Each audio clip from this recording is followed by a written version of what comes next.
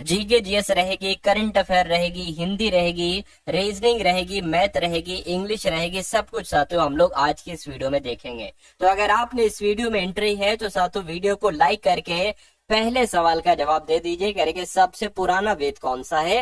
देखिए सबसे पुराना वेद कौन सा है, ऋग्वेद है। और सबसे नया वेद अगर आपसे पूछे तो अथर्ववेद आपको बताना है। बिल्कुल बेसिक से शुरुआत मैंने की है। अगला देखिए करेंगे चंद्रगुप्त मौर्य ने अपने अंतिम दिनों में किस धर्म को अपनाया था। तो किस धर्म को अपनाया था साथियों, अगर आपका जवाब जैन धर्म है तो आपका जवाब बिल्कुल सही है। सबसे पहले मैं आपको जीके के 50 सवाल कराने वाला हूं और इन जीके के 50 सवालों में से आपको चेक करना है कि आपके कितने सवाल बिल्कुल सही हो पा रहे हैं। क्या 50 सवाल में से साथियों आपके 25 सवाल सही हो पा रहे हैं? अगर ऐसा है तो ठीक ठाक मामला है, मेहनत करते जाइए, सिलेक्शन आपका हो जाएगा, अच्छा पेट का स्कोर कार्ड आपको प्राप्त हो जाएगा। चलिए तीसरे नंबर का सवाल है करके किस काल को भारतीय इतिहास का स्वर्ण युग कहा जाता है। ये तो मोस्ट इंपोर्टेंट क्वेश्चन आपके एग्जाम में आएगा। तो गुप्त काल को भारतीय इतिहास का स्वर्ण युग कहा जाता है। राष्ट्रकूट वंश के संस्थापक की अगर बात करें साथियों दंती दुर्ग थे। कौन थे? दंती दुर्ग थे। आंसर आपका ऑप्शन नंबर ए होगा। अगला देखिए कह रहे कि अलबरूनी द्वारा रचित पुस्तक किताबुल हिंद ये किस विषय की समीक्षा करती है, बताइए। देखिए ये किताब की अगर बात करें भारतीय दर्शन के बारे में बताती है, भारतीय इतिहास और भारतीय भूगोल के बारे में बताती है, गणित और खगोल विज्ञान के बारे में बताती है। तो आपके एग्जाम में अगर ये सवाल आता है तो जवाब मैंने आपको बता दिया है। उसके बाद देखिए 1857 की जो स्वाधीनता संग्राम, इसका प्रतीक क्या था। इसका प्रतीक अगर आपके एग्जाम में पूछे तो कमल और रोटी आपको बता देना है। उसके बाद देखिए अगला सवाल है कह रहे कि शिकागो विश्व धर्म पार्लियामेंट जिसमें विवेकानंद जी ने भाग लिया था, इसका आयोजन कब किया गया था। तो इसका आयोजन 1893 में किया गया था। महीना कौन था साथियों? सितंबर महीना था। राइट आंसर आपका ऑप्शन नंबर डी होगा। उसके बाद देखिए ब्रह्मा समाज के संस्थापक कौन थे। ब्रह्मा समाज के संस्थापक आपसे पूछा जा रहा है साथियों, बताइए। तो अगर आपका जवाब राजा राममोहन राय है तो आपका जवाब बिल्कुल सही है। उसके बाद देखिए भारतीय राज्यों पर अंग्रेजी प्रमुख स्थापित करने के लिए प्रशासन का सहायक संधि प्रणाली का सूत्रपात किसने किया था। मोस्ट इंपोर्टेंट क्वेश्चन है, लॉर्ड वेलेजली आप लोग याद रखेंगे। भारतीय राज्यों पर अंग्रेजी प्रमुख स्थापित करने के लिए प्रशासन की सहायक संधि प्रणाली का सूत्रपात लॉर्ड वेलेजली के द्वारा ही किया गया था। भारतीय क्रांति की जननी किसे कहा जाता है साथियों, बताइए। एनी बेसेंट को नहीं, स्नेहलता वाडेकर को नहीं, सरोजिनी नायडू को नहीं साथियों, मैडम भीकाजी कामा की अगर बात करें इनको ही भारतीय क्रांति की जननी के रूप में जाना जाता है। उसके बाद देखिए कह रहे कि भारत के उत्तर से दक्षिण की लंबाई कितनी है। तो भारत के उत्तर से दक्षिण की लंबाई अगर आपसे पूछे तो 3214 किलोमीटर ये लंबाई आपको बता देना है। कह रहे कि क्षेत्रफल के क्रम में भारत के 3 सबसे बड़े राज्य कौन से। देखिए सबसे बड़ा राज्य कौन सा है क्षेत्रफल के हिसाब से, तो मैं कहूंगा राजस्थान है।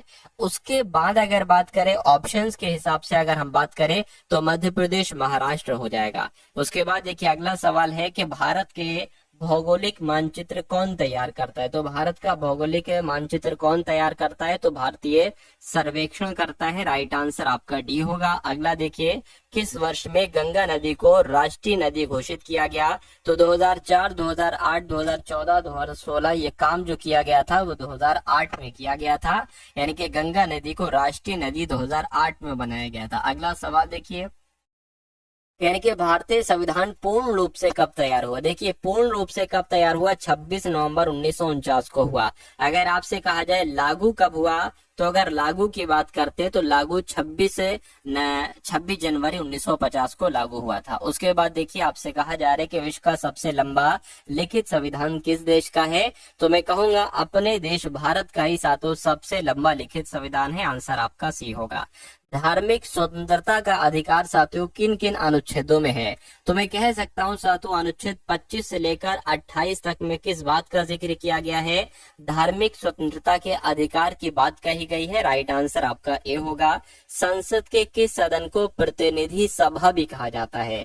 तो किसको, राज्यसभा को, लोकसभा को या दोनों को। तो आपको ये ध्यान रखना है कि लोकसभा को साथियों है ना, क्या कहा जाता है, प्रतिनिधि सभा कहा जाता है। राइट आंसर आपका भी होगा। कह के किस अनुच्छेद के तहत राष्ट्रपति पद का प्रावधान है, यानी कि भारत का एक राष्ट्रपति होगा। ये बात किस अनुच्छेद में कही गई है, ये बात अनुच्छेद 52 में कही गई है। ये भी आप लोग बहुत इंपॉर्टेंट था। कह के भारत के निम्न राज्यों में से किसमें प्रति व्यक्ति आय सबसे कम है, तो प्रति व्यक्ति आय सबसे कम जो है ना वो बिहार राज्य में है। आंसर आपका जाएगा ऑप्शन नंबर ए के साथ।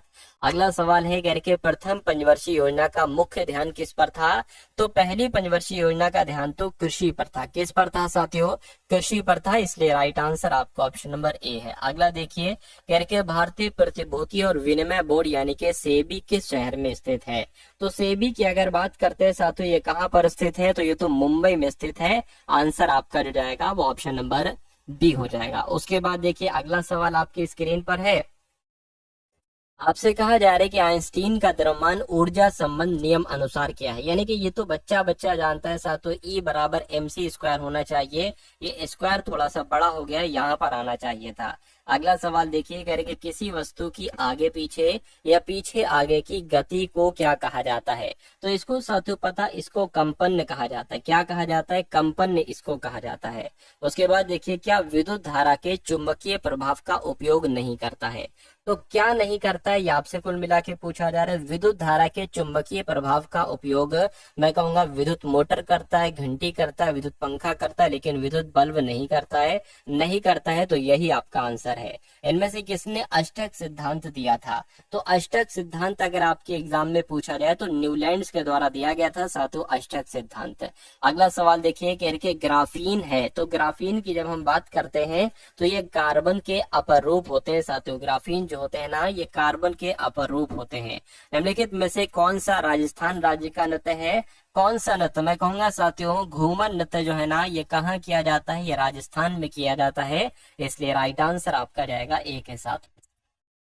उसके बाद देखिए याओसांग त्योहार मुख्य रूप से किस राज्य में मनाया जाता है, तो पता है साथियों ये कहाँ का त्योहार है, ये मणिपुर का त्योहार है। ये मणिपुर में साथियों मनाया जाता है। आंसर अगर आपका है ऑप्शन नंबर किसके साथ, अगर आपका आंसर साथियों ऑप्शन नंबर डी के साथ है तो बिल्कुल सही है। उसके बाद देखिए अगला सवाल आपके स्क्रीन पर है, देखिए और बताइए सवाल का जवाब क्या होगा। कहा जा रहा है कि भारत के किस भाग में जैन धर्म के दिलवाड़ा मंदिर स्थित, तो ये तो बहुत शानदार क्वेश्चन है साथियों। माउंट आबू आपका इस सवाल का बिल्कुल सही जवाब हो जाएगा। उसके बाद देखिए हिंदुस्तानी संगीत का सबसे पुराना घराना कौन सा है, तो मैं कहूंगा ग्वालियर घराना जो है ये हिंदुस्तानी संगीत का सबसे पुराना घराना है।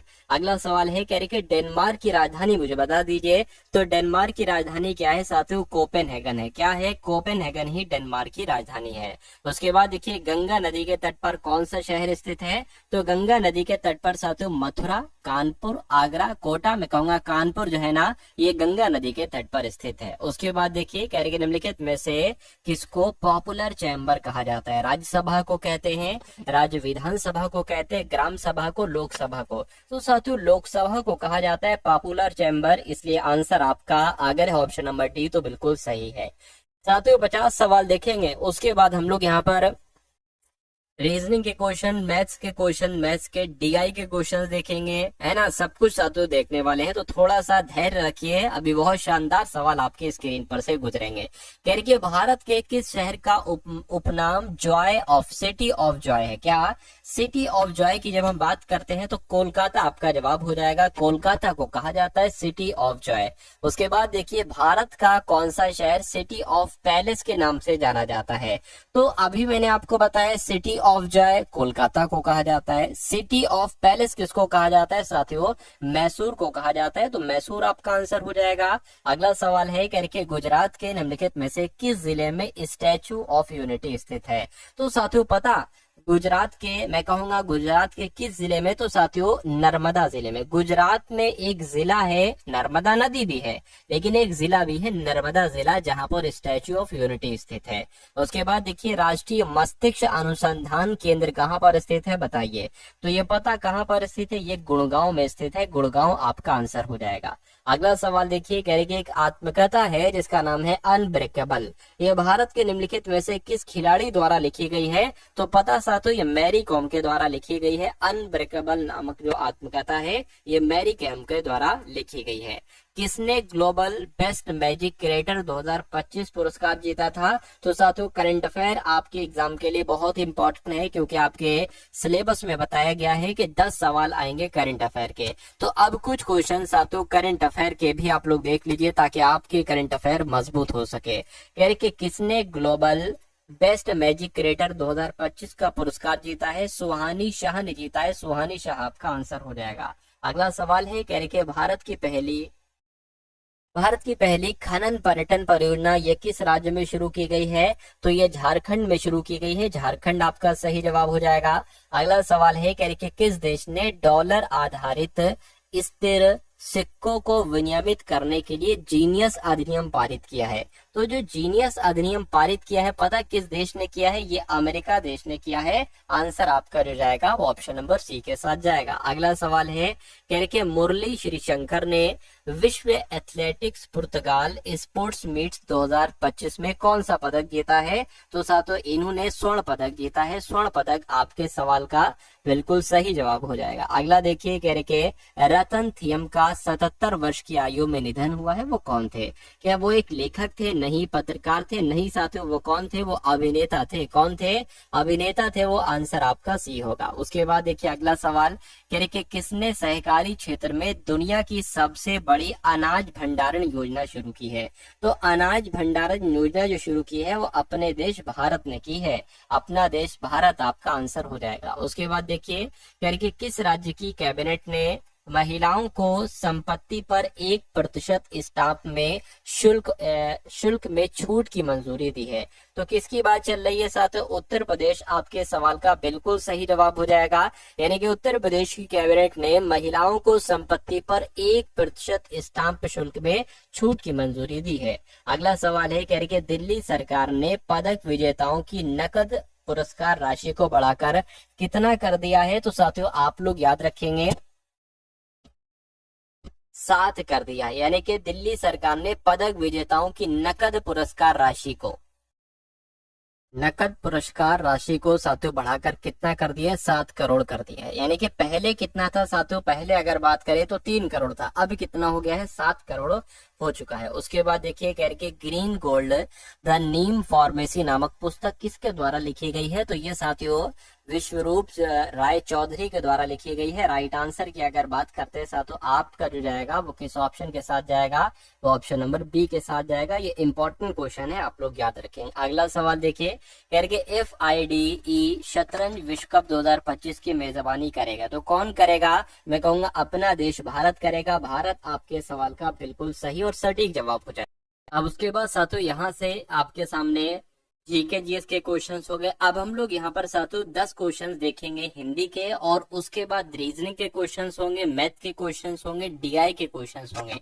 ठीक है ना? तो इन 10 सवालों में से चेक करिएगा कि कितने क्वेश्चन आपके बिल्कुल सही जाते हैं। कह रहे कि कोई बच्चा नहीं खेलेगा वाक्य में जो रेखांकित शब्द है ये क्या है? देखिए अगर ऐसे करके है, कोई बच्चा नहीं खेलेगा, कौन बच्चा नहीं खेलेगा, है ना, या एक तरीके से वह बच्चा नहीं खेलेगा, यह बच्चा नहीं खेलेगा, तो ये जो सबसे पहला वाला शब्द मैंने बोला है ना, ये आपका सार्वनामिक विशेषण होता है। ये बात आप लोग यहाँ पर याद रखेंगे।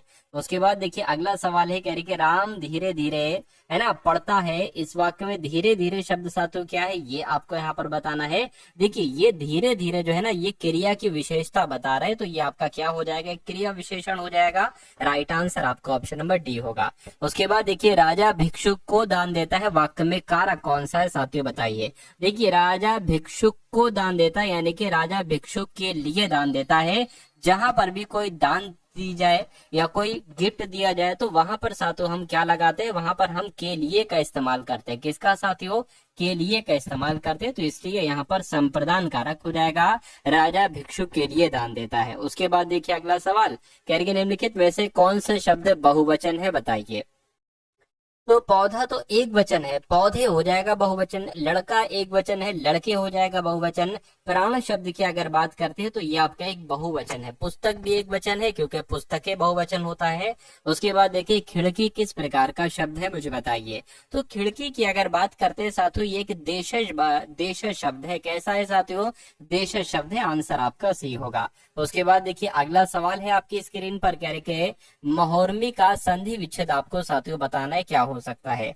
तो महाधन उर्मी हो जाएगा और ऐसा कहां पर लिखा हुआ है? ऐसा आपका ऑप्शन नंबर सी में लिखा हुआ है। उसके बाद देखिए इति धन आदि, इसमें संधि आपको साथियों बताना है। देखिए इसका जो होगा ना संधि इत्यादि हो जाएगा। इसमें कौन सी संधि है? इसमें आपकी यण संधि है। ये बात भी आपको मालूम होना चाहिए। कहीं पर भी अगर आधा ता आ जाए और या आ जाए तो वहां पर हमेशा यण संधि ही होती है। उसके बाद देखिए प्रत्यय होता है क्या? शब्द का अंश होता है प्रत्यय, वाक्य का अंश होता है, पद का अंश होता है या पद का अंश होता है? तो मैं कहूंगा शब्द का अंश होता है साथियों। जो प्रत्यय होता है ना शब्द का अंश होता है। कह रहे बहुमुखी शब्द में कौन सा उपसर्ग है मुझे बताइए। तो यहाँ पर अगर बात करते हैं साथियों कौन सा उपसर्ग है? बहिर यहाँ पर जो होगा वो उपसर्ग हो जाएगा। एक हलंत आप लोग लगा लेंगे छोटा सा। उसके बाद देखिए अगला सवाल आपके स्क्रीन पर है साथियों। आपसे कहा जा रहा है कि माउंट एवरेस्ट का पर्वत से वही संबंध है जो नोबेल का किससे है मुझे बताइए। तो देखिए माउंट एवरेस्ट क्या है? ये एक पर्वत है। नोबेल क्या है? नोबेल एक पुरस्कार होता है, पुस्तक थोड़ी ना कर्तव्य ना प्रसिद्धि है। उसके बाद देखिए साथियों कथन और निष्कर्ष वाला सवाल आपकी स्क्रीन पर आ चुका है। अब इन कथन और निष्कर्ष वाले सवाल को आप कैसे करेंगे साथियों ये मैं आपको यहाँ पर बताने वाला हूँ। देखिए सबसे पहले कह रहे हैं कि सभी नर्स डॉक्टर हैं, तो जितनी बात कही गई उतना काम कर लीजिए। मान लीजिए साथियों ये क्या होगा? ये नर्स होंगे और सभी नर्स जो है ना वो डॉक्टर बताई गई है। ठीक है, ये सभी नर्स मैंने डॉक्टर मान ली। उसके बाद कह रहे हैं सभी डॉक्टर डिजाइनर है। ठीक है, सभी डॉक्टर्स की अगर बात करते हैं साथियों ये कौन है? ये डिजाइनर है ना? कौन है साथियों? ये डिजाइनर है। अब साथियों यहाँ पर कह रहे हैं कि कुछ नर्स आर्किटेक्ट हैं। कुछ नर्स कहाँ पर है? नर्स ये हैं। यानी कि कुछ नर्स अगर आर्किटेक्ट हम मानते हैं तो कुछ नर्स यानी कि इतनी नर्स क्या हो गई? इतनी नर्स साथियों आर्किटेक्ट हो गई। उसके बाद कह रहे हैं कि कुछ डिजाइनर आर्किटेक्ट हैं। अब देखिए यहाँ पर हमने नर्स को माना है आर्किटेक्ट, लेकिन मजबूरी में हमें कुछ डिजाइनर भी यहाँ पर आर्किटेक्ट हो जाएंगे और कुछ डॉक्टर भी यहाँ पर साथियों आर्किटेक्ट हो जाएंगे। कह रहे कि कुछ डिजाइनर आर्किटेक्ट हैं यहाँ पर साथियों बताया गया है ना? यहाँ पर अगर बात करें तो बिल्कुल सही साथियों, ये बात तो बिल्कुल सही। कुछ डिजाइनर, इतने डिजाइनर की अगर बात करते हैं ये आर्किटेक्ट हैं, ये बिल्कुल सही है। क्योंकि कोई डॉक्टर आर्किटेक्ट नहीं है। देखिए कथन अगर पॉजिटिव में होंगे तो निष्कर्ष साथियों नेगेटिव में नहीं होना चाहिए। अगर होता है तो उसको हम गलत मान लेते हैं। यानी कि सिर्फ और सिर्फ केवल निष्कर्ष एक पालन करेगा और ऐसा ऑप्शन नंबर बी में लिखा हुआ है। उसके बाद देखिए अगले नंबर का सवाल आपकी स्क्रीन पर है। देखिए सवाल को और साथियों बताइए आंसर आपका क्या होगा। ये बहुत शानदार सवाल है ना? कहा जा रहा है साथियों आपसे कि KLMNOPQ और R एक वृत्ताकार मेज के इर्द गिर्द मेज की ओर पीठ करके बैठे। बहुत शानदार सवाल है। देखिए मान लेते हैं साथियों ये एक गोल मेज है यहाँ पर और कितने लोग बैठे हैं? अगर बात करते हैं साथियों यहाँ पर कितने लोग हैं? 1 2 3 4 5 6 7 8, 8 लोग यहाँ पर बैठे हैं। 1 2 3 4 5 6 7 8। ठीक है, चलिए कोई दिक्कत नहीं। 8 ठीक है। देखिए इधर 1 2 3 4 5 6 7 8। ठीक है, कहा जा रहा है कि RM के बाईं ओर ठीक बगल में बैठा है, जो P के बाईं ओर दूसरे स्थान पर है, P के दाईं ओर चौथे स्थान पर है, L और N के बीच में है, L के दाईं ओर दूसरे स्थान पर है। तो M और P के बीच में कौन बैठा है? ये बात आपको बताना है। RM के बाईं ओर ठीक बगल में बैठा है, तो RM के बाईं ओर ठीक बगल में बैठा है। M को आप कहीं पर भी बैठा दीजिए। मान लीजिए साथों M को हमने यहाँ पर बैठा दिया। कहने के साथों M के बाईं ओर ठीक बगल में बैठा है R, यानी कि R इधर को होगा क्योंकि इन सब का मुंह बाहर की तरफ है साथों, इसलिए M का बायां क्या हो जाएगा? R हो जाएगा। उसके बाद कहने के जो P के बाईं ओर दूसरे स्थान पर बैठा है। देखिए जो का मतलब जो होता है ना वो दूसरे वाले के लिए होता है। पहला वाला R है, दूसरा वाला M है। यानी कि P के बाईं ओर दूसरे स्थान पर बैठा है M, तो P हम साथियों क्या? P हम यहीं पर ही तो बैठा देंगे साथियों, तभी तो P का बायां दूसरे स्थान पर M बैठ पाएगा। ठीक है, उसके बाद कह रहे हैं K जो है ना ये P के दाईं ओर चौथे स्थान पर बैठा है। P आपका यहाँ पर है, P का दायां चौथा क्या होगा? 1 2 3, यानी कि यहाँ पर आपका क्या बैठेगा साथियों? K बैठेगा, है ना? एक अच्छा ये चौथा, सॉरी यहाँ पर अगर बात करें 1 सेकेंड, है ना? चौथा तो सातों आपका ये बनेगा ना, चौथा आपका ये बनेगा, तो यहाँ पर आपका क्या बैठ जाएगा, के बैठ जाएगा, 1 2 3 है ना, 1 2 3 4, ठीक है। उसके बाद कहा जा रहा है कि उसके बाद कहा जा रहा है कि क्यू जो है ना ये एल और एन के बीच में है, क्यू एल और एन के बीच में है, और एल के दाईं और दूसरे स्थान पर बैठा है आर, एल के दाईं और दूसरे स्थान पर। तो अगर साथियों हम लोग यहाँ पर बात करें एल और एन हम कहाँ पर बैठा सकते हैं, जरा मुझे बताइए, एल और एन। देखिए अगर यहाँ पर हम लोग बात करें, मान लीजिए एल हमने यहाँ पर बैठा दिया और एन हमने यहाँ पर बैठा दिया, और कह रहे हैं कि एल और एन के बीच में क्यू बैठा, मान लीजिए क्यू हमने यहाँ पर बैठा दिया, और उसके बाद कह रहे हैं कि एल के दाईं और दूसरे स्थान पर आर बैठा है, एल के दाईं और दूसरे स्थान पर आर बैठा है, बिल्कुल एक स्थान दो स्थान दूसरे स्थान पर आर बैठा है। तो अब बचा कौन सा, तो बचा सिर्फ ओ, तो ओ आपका यहाँ पर आ जाएगा। अब देखिए कह रहे कि एम और पी के बीच में कौन बैठा है, एम कहाँ पर है, एम ये है, और पी कहाँ पर, पी ये है, यानी कि यहाँ पर कौन बैठा है, तो ओ बैठा है। ओ कौन सा ऑप्शन में, साथों ऑप्शन नंबर ए वाले में। तो जिनका आंसर यहाँ पर ऑप्शन नंबर ए के साथ है, मैं कहूंगा आंसर आपका बिल्कुल सही हो जाएगा भाई, बहुत बढ़िया, वेरी गुड क्लास। अगले नंबर का सवाल है, कह रहे कि उस विकल्प का चयन करिए जिसमें दी गई संख्याओं के बीच वही संबंध है जो दिए गए समूह की संख्याओं के बीच, यानी कि यहाँ पर जो लॉजिक लगा है वही लॉजिक आपको बताना है कि इनमें से किस ऑप्शन में लगा है। देखिए सबसे पहले हमें ये जानना होगा कि आखिर इसमें लॉजिक लगा क्या है, 64 है, 51 है और 38 है, कैसे साथियों यहाँ पर हुआ है।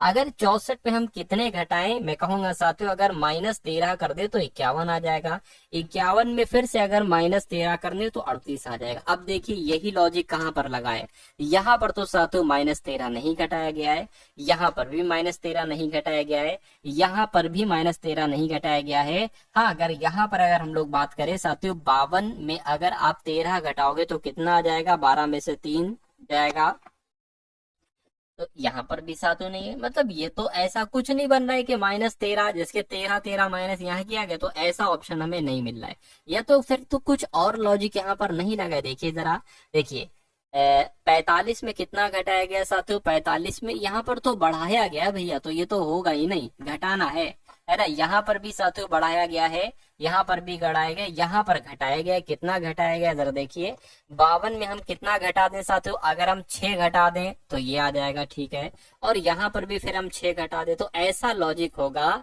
कि माइनस माइनस वाला होना चाहिए, तो माइनस माइनस यहाँ पर भी है और माइनस माइनस हमें यहाँ पर भी घटाना पड़ा, तो कुल मिला के जो लगभग यहाँ पर लॉजिक लगा है वही लॉजिक ऑप्शन नंबर डी वाले में लगा है।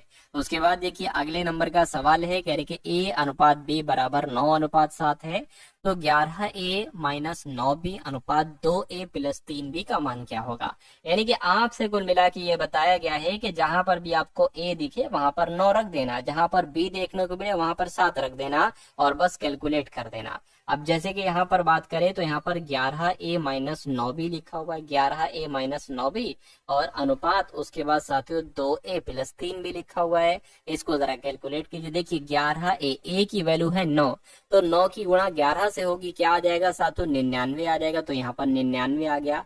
9 की गुणा B से, B मतलब 7 है, तो 7 नीम कितना हो जाएगा 63 हो जाएगा, 63 आपका यहाँ पर आ जाएगा।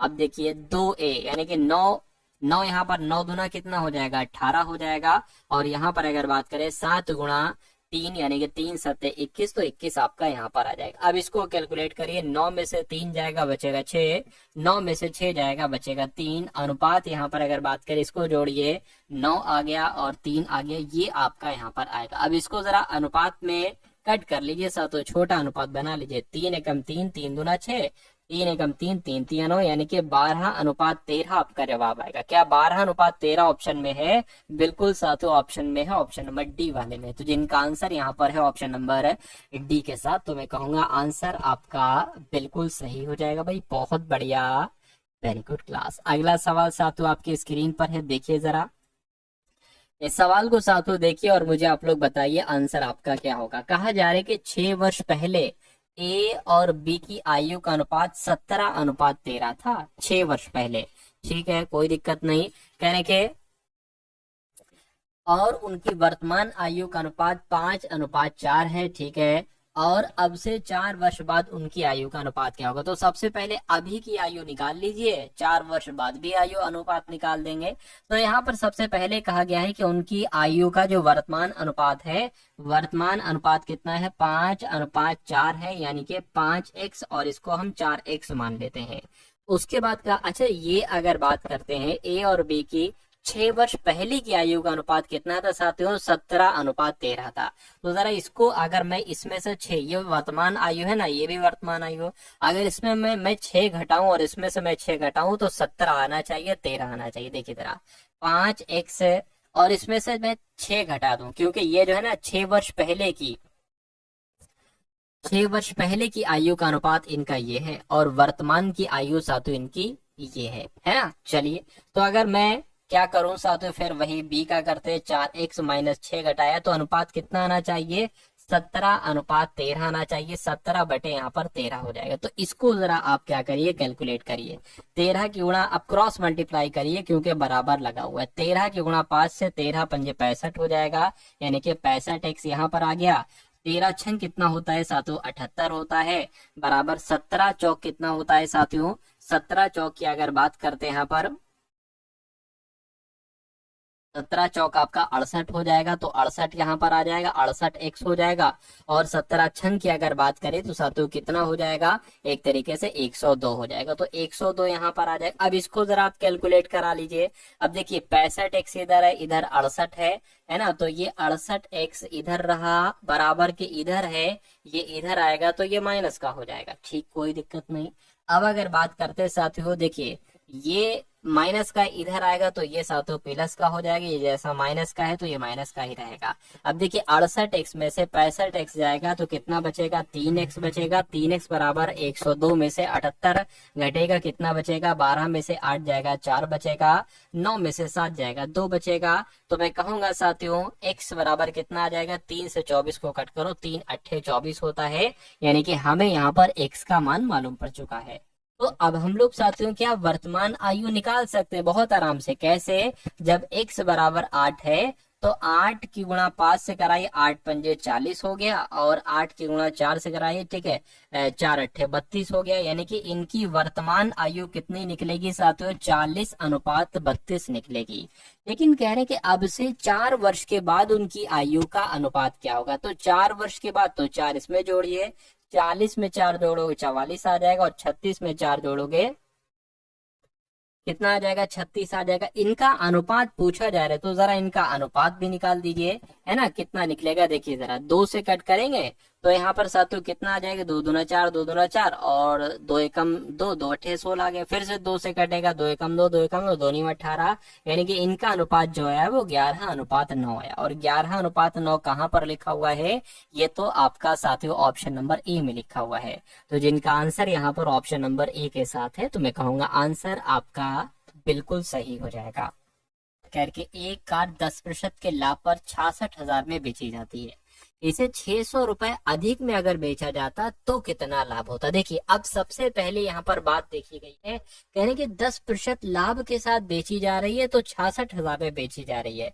10% के लाभ पर बेची जा रही है, यानी कि इसको 110% में बेचा गया है। 110% में बेचा गया है तो 66,000 में साथियों इसको बेचा गया है। आप सभी को पता है कि 100% की वैल्यू जो होती है ना साथियों, वो क्या होती है, वो कॉस्ट प्राइस होती है, यानी कि वो आपकी क्रय मूल्य होती है। तो अगर 110% की वैल्यू दे रखी है और 100% की वैल्यू अगर हम निकाल लें, तो मेरा मानना है वो हमें क्रय मूल्य पता चल जाएगा। तो कैसे निकालोगे, देखिए 66,000 यहाँ पर आ गया, और 110 सातों नीचे आ जाएगा, और गुणा इसके सातों 100 से हो जाएगी। ये हमें क्या निकाल देगा, क्रय मूल्य निकाल देगा। 11 कम 11, 11 छंग 66, तो 600 में 100 की गुणा होगी, तो साथियों क्रय मूल्य आपका कितना यहाँ पर निकल कर आएगा। क्रय मूल्य की अगर साथियों यहाँ पर हम लोग बात करते हैं तो ये 60,000 निकल कर यहाँ पर क्रय मूल्य आ जाएगा। यानी कि क्रय मूल्य 60,000 था, 10% के लाभ पर जब उसने बेची तो वो 66,000 में साथियों बेचा। अब कहा जा रहा है कि अगर वो 600 अधिक में बेचता, 600 अधिक में बेचता तो साथियों मान लीजिए, है ना, वो कितने में बेच रहा है, अभी वो साथियों 66,000 में बेच रहा है। तो अगर वो साथियों 600 अधिक में बेचता तो कितनी इसकी वैल्यू हो जाती, तो हो जाती साथियों 66,600 वैल्यू हो जाती। 66,600 हो जाती तो प्रतिशत लाभ कितना होता। यानी कि उसका क्रय मूल्य है 60,000, बेची जा रही है 66,600 में। मैं कहूंगा प्रॉफिट कितना हो रहा है साथियों, 6600 का प्रॉफिट हो रहा है। इसको प्रतिशत में बदल लीजिए, गुणा 100 लगाएंगे, नीचे क्रय मूल्य लिखेंगे। क्रय मूल्य कितना है साथियों, 60,000 यहाँ पर क्रय मूल्य है। ऊपर 2 जीरो, नीचे 2 जीरो, नीचे 2 जीरो, ऊपर 2 जीरो कैंसिल, ये आपका निकल कर आएगा साथियों 11% का प्रॉफिट हुआ है। और 11% कहां पर लिखा हुआ है, ऑप्शन नंबर सी में लिखा हुआ है। तो जिनका आंसर यहाँ पर है ऑप्शन नंबर सी के साथ, तो बिल्कुल सही हो जाएगा। अगला सवाल आपकी स्क्रीन पर है, इस सवाल को देखिए। कह रहे 320 मीटर लंबी एक ट्रेन अपनी लंबाई से 3 गुना लंबे प्लेटफॉर्म को, अब देखिए प्लेटफॉर्म की अगर यहाँ पर हम लोग बात करें, प्लेटफॉर्म की अगर हम लोग यहाँ पर साथियों बात करें, ट्रेन की अगर बात करें तो ट्रेन की लंबाई कितनी है साथियों, ट्रेन की अगर बात करें, ट्रेन की लंबाई 320 मीटर है।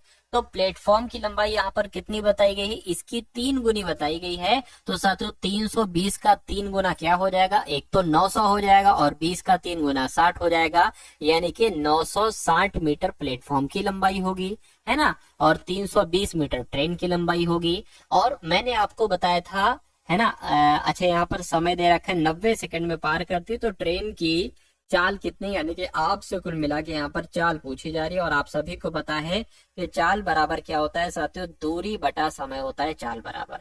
अच्छा, अगर कभी भी साथियों आपको प्रश्न में प्लेटफॉर्म की लंबाई और ट्रेन की लंबाई दे रखी हो ना, तो दूरी पता क्या होता है, प्लेटफॉर्म की लंबाई प्लस ट्रेन की लंबाई, यही दूरी होती है ना। ये क्या हो गया, एक सेकेंड, हाँ क्या होता है साथियों, यही आपकी दूरी होती है।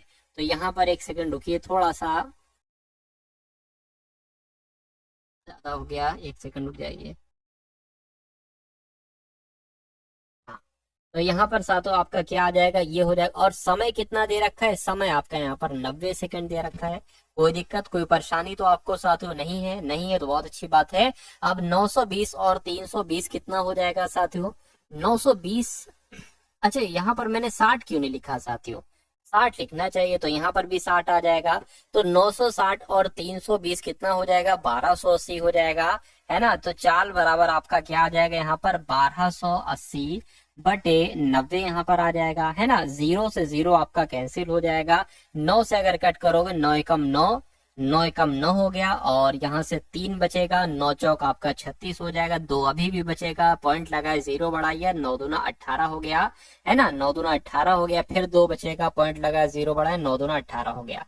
तो चाल आपकी साथियों कितने निकल कर आई है, चाल आपकी निकल कर आई है 14.22 मीटर प्रति सेकंड। लेकिन यहाँ पर चाल आपसे पूछी जा रही किलोमीटर प्रति घंटे में। तो अगर साथियों हम क्या करते हैं, अगर कभी भी मीटर प्रति सेकंड में चाल हमें दे रखी होती है और किलोमीटर प्रति घंटे में बदलना होती है, तो उसकी गुणा हम 18/5 से करते हैं।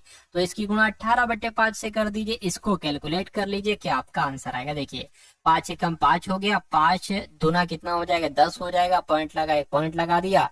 अब ये 4 बचा है, 4 सात तो इधर आ जाएगा, 5 अट्ठे आपका 40 हो जाएगा, 2 बचा है, 5 चौक आपका 20 हो जाएगा। अब 284 लगभग आया है, 284 की गुणा आप यहाँ पर 18 से कर लीजिए। तो 284 तो नहीं, 2.84 की गुणा साथ तो हम किससे कर लेते हैं, 18 से बताया गया, तो 18 से साथ तो हम कर ले, तो लगभग लगभग 51% के आसपास साथों आपका आंसर आएगा। किसके परसेंट, 51.2%। ये कहां पर लिखा हुआ है, ऑप्शन नंबर सी में लिखा हो। मैंने कैलकुलेटर का इस्तेमाल करके करा लिया, कोई कठिन थोड़ी ना है साथियों, है ना। चलिए उसके बाद देखिए साथियों, अगले नंबर का सवाल है, क्या कहा जा रहा है यहाँ पर, देखिए इस सवाल को और मुझे बताइए जवाब क्या होगा। कहा जा रहा है ये 25 - 4 ऑफ 14.4 भाग 9 प्लस 16 गुणा 0.4, इसका मान आपको बताना। और ये साथियों 414 फाइल चल, ये कुछ नहीं लिखा हुआ है ना, ये कुछ नहीं लिखा हुआ है साथियों, ये भी कुछ नहीं, इसको आपको कैलकुलेट करना है। देखिए सबसे पहले अगर बात करते हैं, सबसे पहले अगर यहाँ पर हम लोग बात करें 14.4 भाग 9 है और ये है, तो एक काम करिए इसको गुणा करा, ये 16 की गुणा साथियों जब आप 0.4 से करोगे तो कितना आ जाएगा, 6.4 यहाँ पर आ जाएगा, ये आ गया प्लस। अब अगर बात करते हैं साथियों, अब यहाँ पर अगर हम लोग बात करें साथियों 25 - 4, अब देखिए इसको एक काम करें लिख ही लीजिए, है ना। क्या आ जाएगा साथियों, 25 - 4 आ गया। और ये आपका गुणा आ जाएगा यहाँ पर। ऑफ का मतलब क्या होता है, गुणा होता है ना। ऑफ का मतलब साथियों यहाँ पर क्या हो जाएगा, आपका यहाँ पर गुणा हो जाएगा। चलिए कोई दिक्कत नहीं। अच्छा अगर ये कट रहा है तो इसको कट कर दीजिए। 9 एकम 9, 9 एकम 9, पॉइंट लग गया। 5 यहाँ पर जाएगा, 54 हो जाएगा। 9 पंजे 45, 9 छंग आपका 9 पंजे 9 छंग आपका 54, यानी कि यहाँ पर 1.6 आ जाएगा। 1.6 आ गया, प्लस आपका सातों 16, और ये तो है यार 6.4 लिख दीजिए, है ना। क्या लिख दीजिए सातों, एक सेकंड रुकिए।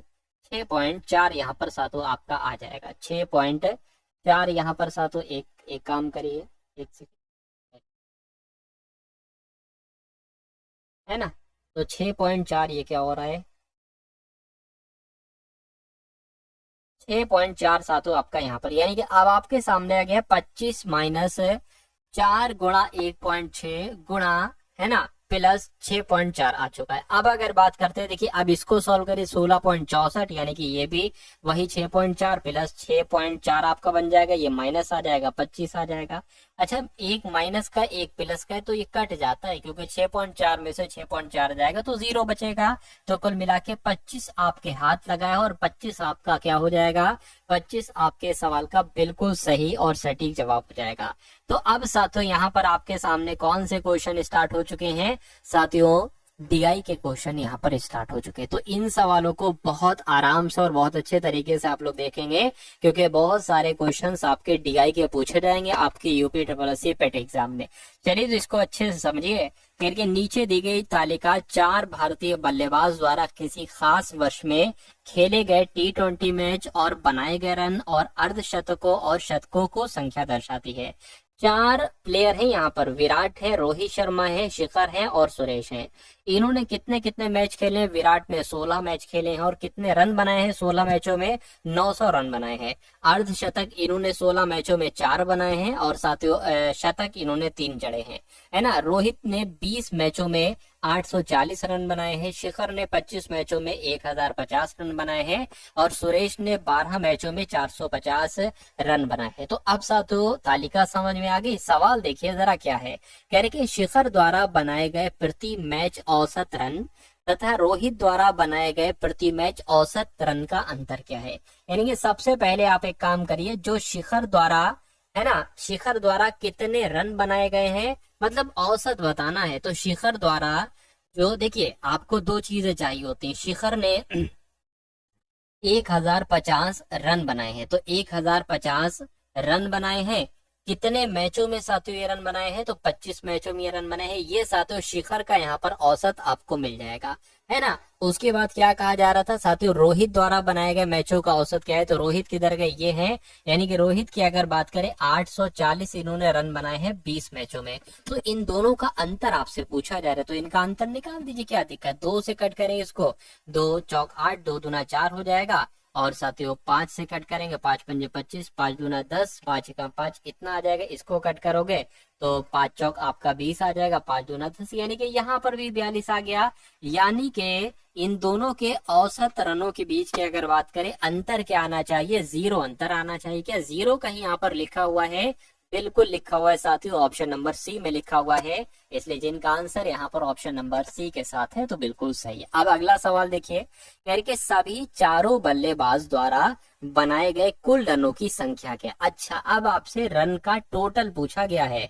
चलिए तो टोटल हम कर देते हैं बहुत आसानी से, कोई दिक्कत थोड़ी ना इसमें करने में। देखिए 0 0 0 0 0 आ जाएगा, है ना। उसके बाद 0 4 और 5 9 हो गया, 9 और 5 14, 14 का 4 आ गया, हासिल लग गया 1, 9 और 1 10, 10 और आपका 8 18 हो गया, 18 और 4 कितना हो गया, 22 हो गया, 22 का 2 हासिल लग गया 2, 2 और 1 3 4 हो गया, सॉरी 2 और 1 3 हो गया, यानी कि 3240 तो यहाँ पर साथियों आ रहा है। अब देखिए 3240 ऑप्शन में है, मैं कहूंगा बिल्कुल ऑप्शन में है, ऑप्शन नंबर ए में। यानी कि सभी चारों बल्लेबाजों ने कितने कुल मिला के रन बनाए थे, 3240 रन बनाए थे। उसके बाद देखिए अगला सवाल है, कह रहे कि सभी चारों बल्लेबाज द्वारा बनाए गए कुल रनों का औसत क्या है। तो अब आपसे साथियों क्या पूछा जा रहा है, कुल रनों का औसत आपसे पूछा जा रहा है। तो कुल रनों का औसत की अगर बात करें, ये कैसे आप निकालोगे, देखिए टोटल रनों की संख्या एक तरीके से अगर बात करें, रनों का कुल योग 3240 है। 1 2 3 4 4 मैच है, तो साथियों इसको 4 से भाग कर दीजिए। 4 अट्ठे 32 हो जाएगा, 4 कम 4 हो जाएगा, 0 लग जाएगा, यानी कि औसत जो निकलेगा वो 810 निकलेगा। तो 810 क्या कहीं पर ऑप्शन में है? देखिए जरा, मुझे तो दिख रहा है, आपको भी दिखना चाहिए ऑप्शन नंबर सी में। तो जिनका आंसर यहाँ पर ऑप्शन नंबर सी के साथ है तो बिल्कुल सही है। करके साथ ही उसके बाद यहाँ पर अगर हम लोग बात करें, इस सवाल को हम लोग बहुत अच्छे तरीके से देखेंगे। देखिए और बताइए सही जवाब क्या होगा। आपसे कहा जा रहा है कि विराट 16 मैचों में बनाए गए रन शिखर द्वारा 25 मैचों में बनाए गए रन से कितने कम है। तो कुल मिला के इन दोनों के, विराट के और साथियों एक तरीके से अगर बात करें शिखर के रनों के बारे में यहाँ पर आपसे पूछा जा रहा है, इनका अंतर आपसे पूछा जा रहा है। तो विराट और शिखर के रनों को अंतर, डिफरेंस कराना है विराट और शिखर। विराट के रन कितने हैं साथियों? 900 है ना, और इसके कितने हैं साथियों? 1050 है। दोनों का अंतर 150 ही तो हुआ। तो देखिए कहीं के 150 ऑप्शन में लिखा हुआ है, बिल्कुल लिखा है, ऑप्शन नंबर बी में लिखा हुआ है, यानी कि हमारा जवाब यही होगा। उसके बाद देखिए करके शिखर द्वारा बनाए गए रन सुरेश द्वारा बने गए रनों का अनुपात क्या है। तो साथियों शिखर और सुरेश के रनों को बताइए, शिखर और सुरेश के रनों के बारे में। शिखर की अगर बात करें, शिखर के रन कितने हैं साथियों? 1050। शेखर के रन है 1050 और सुरेश के रन है साथियों 4050, सॉरी 450। इनका अनुपात आपको बताना है, 5 दूना 10, 5 एकम 5 और 5 तीन 45, यानी कि 21:9 होना चाहिए। क्या 21:9 कहीं पर लिखा हुआ? देखिए जरा। अच्छा 21:9 और भी तो कटेगा साथियों, 21:3, 3 से कटेगा, 3 3 9, 3 7 21, यानी कि 7:3 कहाँ पर लिखा हुआ है? 7:3 आपका ऑप्शन नंबर डी में लिखा हुआ है। तो ये क्या होगा? ये आपका बिल्कुल सही और सटीक जवाब हो जाएगा। अब साथियों यहाँ पर कुछ क्वेश्चंस हम लोग देख लेते हैं इंग्लिश के, यानी कि select the most appropriate antonym of the given word, यानी कि डिनाई की जब हम बात करते हैं इसका एंटोनिम आपको बताना है। अच्छा डिनाई का मतलब क्या होता है साथियों? मना कर देना, यानी कि इनकार कर देना। क्या कर देना साथियों? इनकार करने को कहा जाता है डिनाई करना। अब इसका एंटोनिम क्या होगा? स्वीकार करना। और स्वीकार करना कहाँ पर लिखा हुआ है? ऑप्शन नंबर ए में, यानी कि एक्सेप्ट करना। क्योंकि साथियों प्रिवेंट का मतलब क्या होता है? प्रिवेंट का मतलब साथियों रोकना होता है ना, ब्लॉक कर देना साथियों। मान लीजिए कोई रुकावट आ गई, उसको ब्लॉक कर दिया है, कह सकते हैं। चेक का मतलब क्या होता है साथियों? उसको चेक वगैरह करना, उसकी जांच करना। फिर अगला सवाल देखिए, कह रहे कि अब वन वर्ड सब्स्टिट्यूशन यहाँ पर आपके सामने है। कह रहे कि delay in event to a later date और टाइम, है ना। क्या लिखा हुआ है साथियों यहाँ पर? बहुत अच्छे तरीके से देखिएगा। कह रहे कि डिले यानी कि कोई इवेंट है वो डिले हो गया है लेटर डेट और टाइम से, तो उसको क्या कहा जाता है? कि पोस्टपोन हो गया। क्या हो गया है साथियों? पोस्टपोन, यानी कि वो आगे बढ़ गया है। तो पोस्टपोन आपके यहाँ पर क्वेश्चन का आंसर हो जाएगा।